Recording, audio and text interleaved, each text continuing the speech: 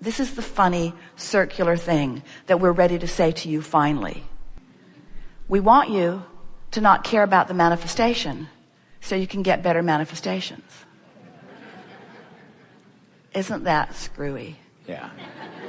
That's sort of where everyone is. So, okay, I get it, Abraham. I have to ignore these manifestations, trusting that I put all kinds of good stuff in my vortex that I can't get to as long as I'm looking at these manifestations. But if I can get into the vortex, then the vortex will affect the manifestations. So what are we saying? What we're saying is you're supposed to have really good manifestations. We're saying it's perfectly brilliant and wonderful to look at everything that is pleasing you and use it as your basis of vibration. We're not trying to separate you from your reality, from your manifested reality. We're trying to help you create a pleasing manifested reality. So what are we really saying? Just don't look at the stuff that doesn't feel good.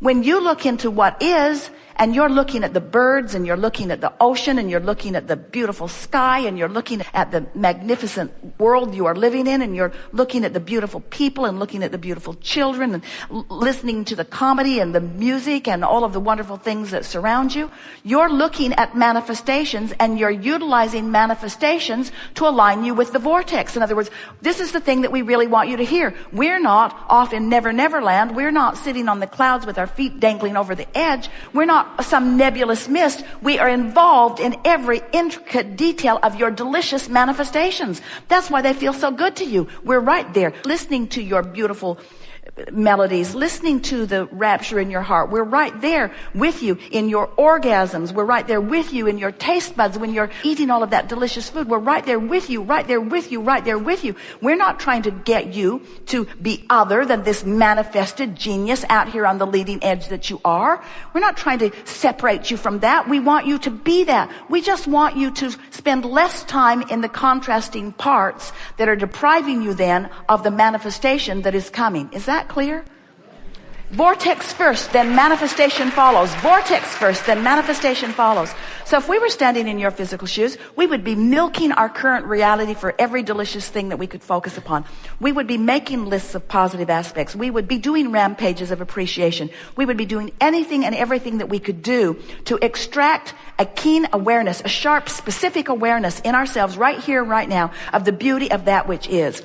But if we find ourselves in a moment where the beauty isn't dominant, where the beauty isn't compelling, where the beauty isn't even seeable because of what we are focused upon, then we would not try to wring it from the manifestation. We would instead find our way into the vortex, the emotion of feeling, knowing that if you can do that, that the vortex will then give you immediately a more pleasing manifestation. And at first, the manifestation will be emotion.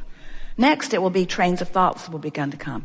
Ideas, inspiration. Next, it will be others collaborating. Next, it will be heaven and earth moving to accommodate you in whatever you want. In other words, there's no limit to the details that manifestations will bring. So that leads us to what we talked about just before segment of refreshment that we were really wanting to talk about. Because every moment that you are conscious, you have this abiding awareness, you cannot get away from it, of your relationship between who you really are and all that you've become and how much you're letting in. In other words, in every moment you're having a manifestational emotion, an emotion that is a manifestation in every moment. If you're bored, it's a manifestation and it's telling you about this relationship. If you're excited, it's a manifestation in this moment that's telling you about this relationship. If you're fearful, it's a manifestation that's telling you about this relationship. In other words, you can't stop having a feeling, can you? Isn't something that you say constantly how I feel? Well, I feel this or I feel that. Aren't you aware of how you feel? I feel tired. I feel happy. I feel bored. I feel hungry. Well, hungry, that's a little different.